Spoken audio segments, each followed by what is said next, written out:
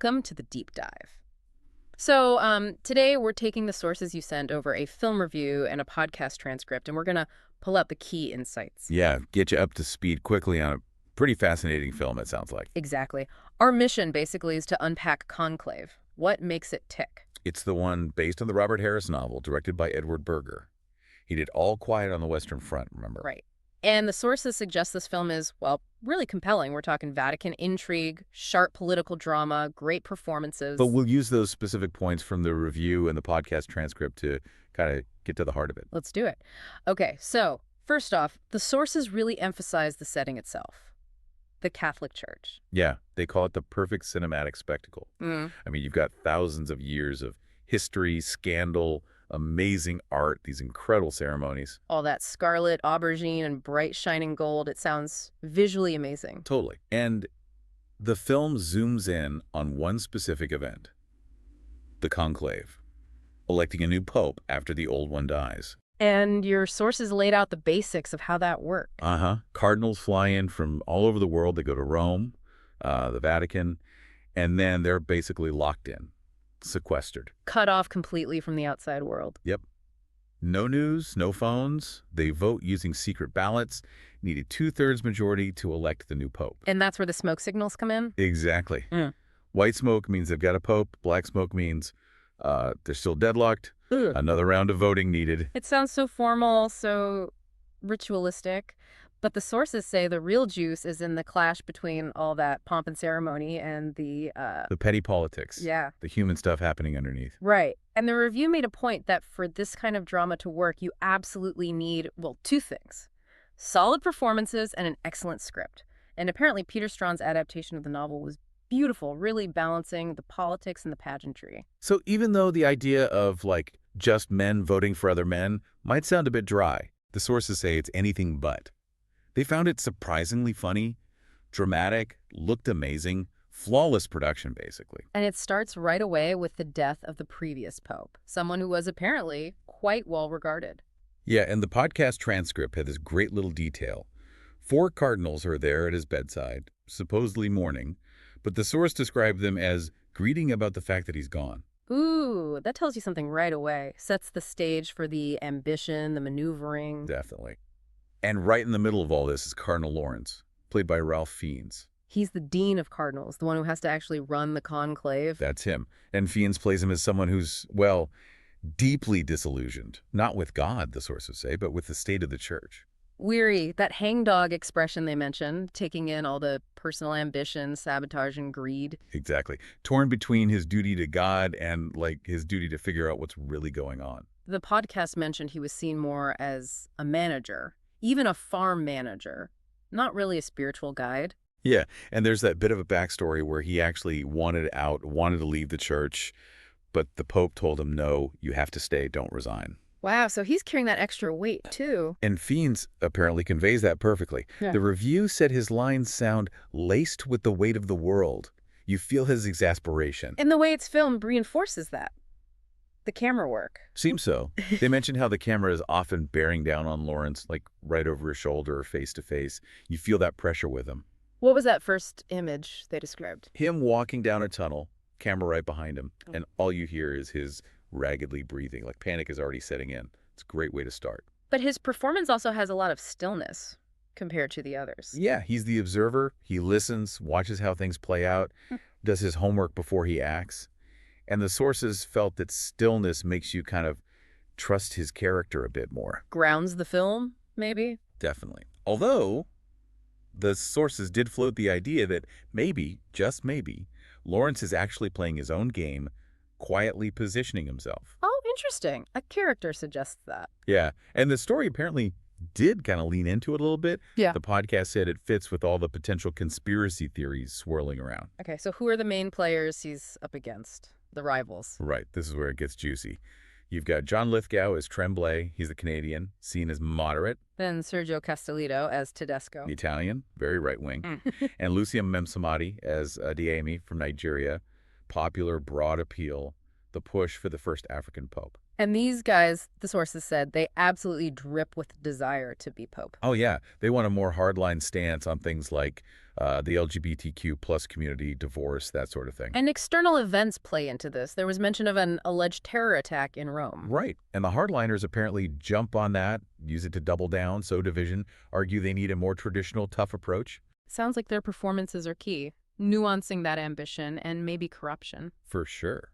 And the director, Berger, apparently uses them for these neat and perhaps quite unsubtle allusions to the choices we face in contemporary politics. You know, the rise of the hard right. And this is where the unexpected humor comes in. Apparently so.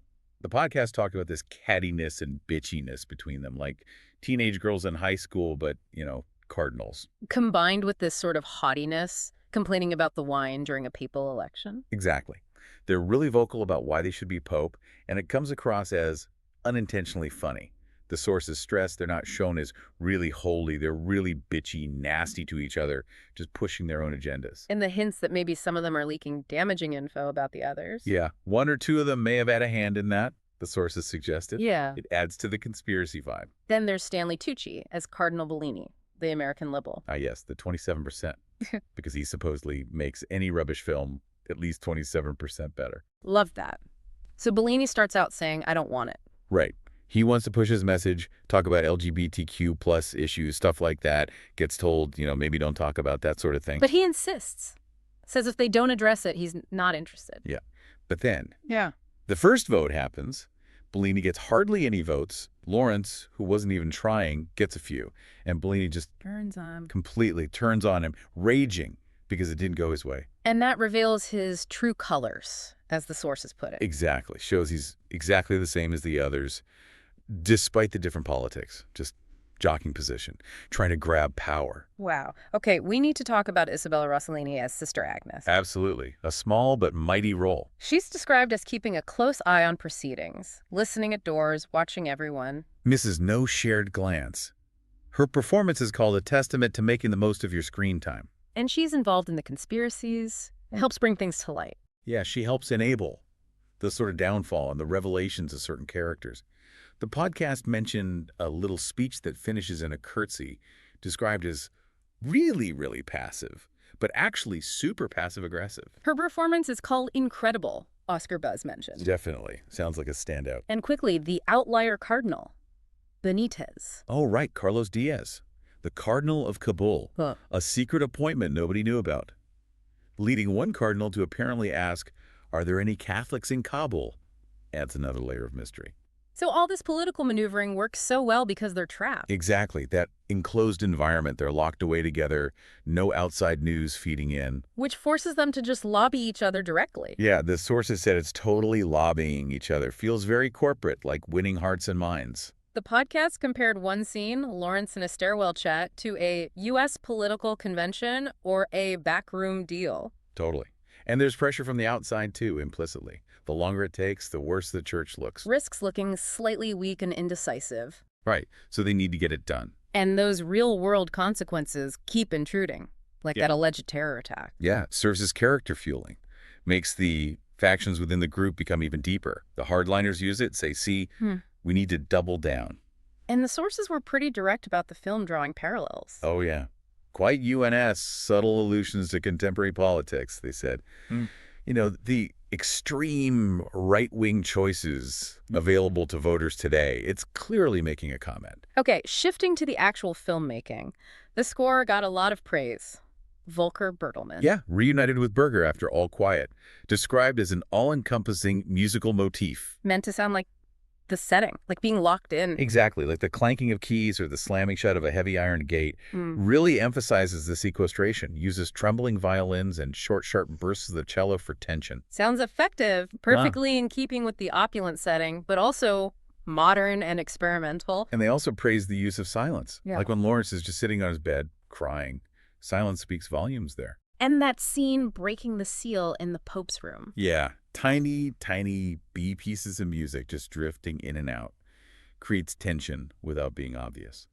Really subtle work. Production design also called phenomenal. capturing the grandeur. Totally. Those shots of cardinals and scarlet walking across these Roman squares, the gleaming gold and incense of a mass, all that visual richness. But it mixes the big set pieces, like the voting. With the very sort of quiet, intimate moments, Lawrence alone, or in these intense one-on-ones. Right. Camera getting right with him during a homily, showing his crisis, then pulling back for these overhead shots, showing the scale he's dealing with. It highlights his internal struggle against the backdrop. And it all keeps the pace moving, thrumming nicely, adding layer upon layer of conspiracy. Yeah, sounds like a real page turner or screen turner, I guess, like a book you couldn't put down. Now, one thing the sources found surprising was the contrast between the opulence and, well, the living quarters. Right. Living in dormitories and eating in a canteen, it was a surprise. You kind of expect everything to be gold-plated. Described as almost like student accommodation, though obviously very nice. Separate rooms, but all on one corridor. And they eat in this big canteen, sitting with their pals, often grouped by language, which is probably where a lot of the informal political wrangling actually takes place. And those little mundane details, like Lawrence having to use a photocopier. Yeah, felt really odds with everything else. The rooms felt a bit prison-like, thick walls, handing over phones, adds to that locked-in feeling. And you see the cardinals acting almost normal, maybe a bit lost without staff. Yeah, maybe unused to basic tasks. The sources joked you never see a skinny cardinal, suggesting they've obviously all led a very good life. Good food, wine, travel. There was a comment about the wine they served during the conclave not being up to snuff. Yeah, adds to that contrast. And the sight of Cardinal Tedesco vaping. Called the funniest thing, added an element of camp, especially, the white smoke connection. Just quickly, the sisters subplot, especially Sister Agnes, sounds crucial even if it's small. Key for revealing things. And the turtles in the Vatican garden. Yeah, a gift to the old Pope. Sources wondered what they symbolized. Longevity, wandering paths, or maybe. Maybe nothing, just a detail. Could be. But the film clearly keeps you guessing overall. Unexpected twists plaguing Lawrence and his conscience. Structured like a traditional thriller, but avoids the obvious cliches, the easy red herrings. And the ending sounds genuinely surprising. The sources were unanimous. Did not guess the ending at all. Totally whips the rug from underneath you, had no idea where this was going. Reported actual gasps in the audience. Sounds like it lands really effectively. Described as very well done, leaves you thinking, yep, that's excellent. So, yeah, overall assessment from the sources. Highly recommended. Called a mid-budget drama, but punches above its weight. Mixes courtroom, conspiracy, political thriller elements. Yeah, absolutely worth your time. Great performances, absolutely stunning cinematography and production design. Plus, unexpectedly funny, gives you that peek behind the curtain. Fiennes and Rossellini getting special mention again. Potential sleeper hit. And really stressed to go and see the cinema. For the visuals, the score, the detail on the big screen, like the voting process. Exactly. The speeches, putting the vote on the plate, the close-ups on Fiennes' hands and eyes during the count. Sounds like it benefits from that scale. Definitely sounds like one to catch. Now, talking about Conclave and his portrayal of these powerful clergy members, it kind of naturally led the sources into a broader discussion. Other interesting priests, ministers, clergy in film and TV. Right, just a few examples they touched on, some maybe a bit left field. Okay, first up was Corpus Christi, the Polish film from 2019. Loosely based on a true story, apparently. About a young guy, Daniel, just out of juvenile detention. Yeah, played by Bartosz Bilania.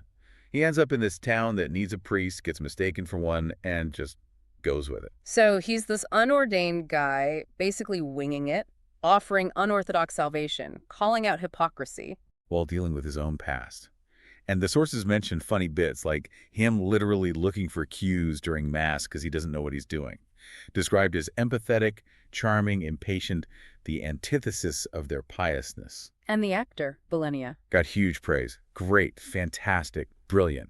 The film's a morality tale, and the podcast hosts found the true story element utterly hysterical. Recommended checking out, maybe on MUBI. Okay, totally different vibe. The Bishop's Wife, 1947, classic Christmas film. David Niven as Bishop Henry Brougham. Right. He's struggling to raise money for a cathedral, having a crisis of faith, thinks his wife doesn't love him.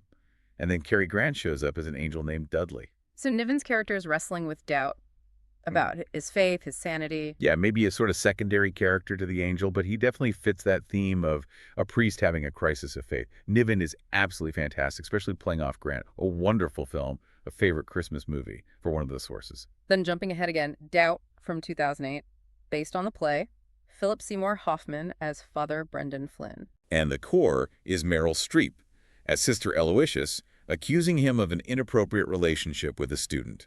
Hoffman's character sounds complex, plagued by his conscience. There is mention of his homily about the parable of the feathers, about gossip. Yeah. And Hoffman's performance, a powerhouse performance, incredible, a master class. The sources brought up how only Hoffman knew if the priest was guilty, and his acting keeps you constantly guessing. You change your mind about him almost in every scene. And the fingernails. Still give creeps, apparently. It's a fascinating film. Not like Spotlight, much more ambiguous. Are you watching a witch hunt or a guilty man? Not exactly a great representation of the Catholic Church, but a brilliant performance. Okay, now for comedy. The Missionary, 1982. Michael Palin wrote it and stars. As Reverend Charles Fortescue, his bishop tasks him with setting up a mission for fallen women prostitutes in London. So he's this typical English reverend, a bit out of touch, fundraising, meeting rich people like Maggie Smith. Yeah, and the comedy comes from him sort of reluctantly, accidentally ending up sharing beds with the women he's trying to help. Yep. He looks completely bewildered. Palin plays him with a constant surprised look. Described as a really, really good comedy. Subtle, light, despite the subject. Yeah, strong support too. Maggie Smith, Michael Horton as a scene-stealing butler with a broom-covered gag taken to the extreme. A good wee movie. Definitely one of the more left-field picks. Back to thrillers. Alfred Hitchcock, I Confess, 1953. Montgomery Clift as Father Michael Logan. Based on a play. The premise is his caretaker confesses a murder in confession. Knowing the priest is bound by the seal. Can't repeat it. Exactly. But then suspicion falls on Father Logan himself. He could hang for it because he can't break that seal to clear his name. So Clift plays him as burdened, battling his conscience, facing death for his principles. Yeah. An incredible performance from Cliff. One of his more challenging roles. Really great. Seeing this classic Hollywood pretty boy going through the ringer. Classic Hitchcock stuff. Courtrooms, lies, betrayal. Even his shootout. Seen as one of Montgomery Clift's best performances.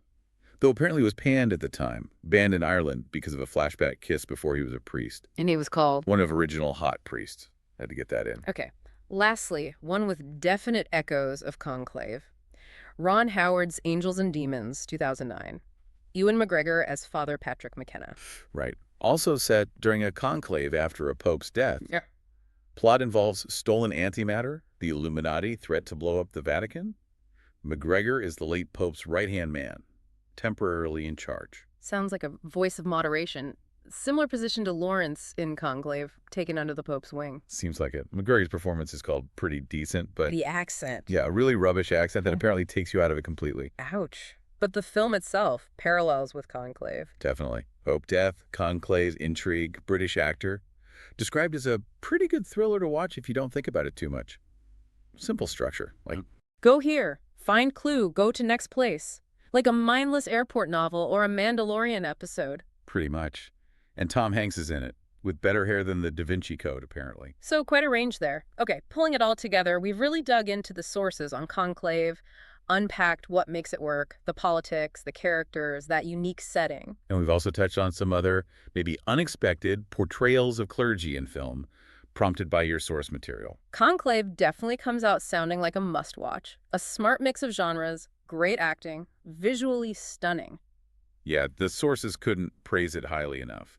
And that recommendation to see it on a big screen really stuck out for the visuals, the sound, the sheer detail. Then thinking about all these examples, from Conclave back through Hitchcock and even Michael Palin, it's clear that how cinema depicts clergy has really changed over time. Absolutely. From idealized figures or simple caricatures to these really complex, flawed people grappling with morality, human failings, institutional pressures.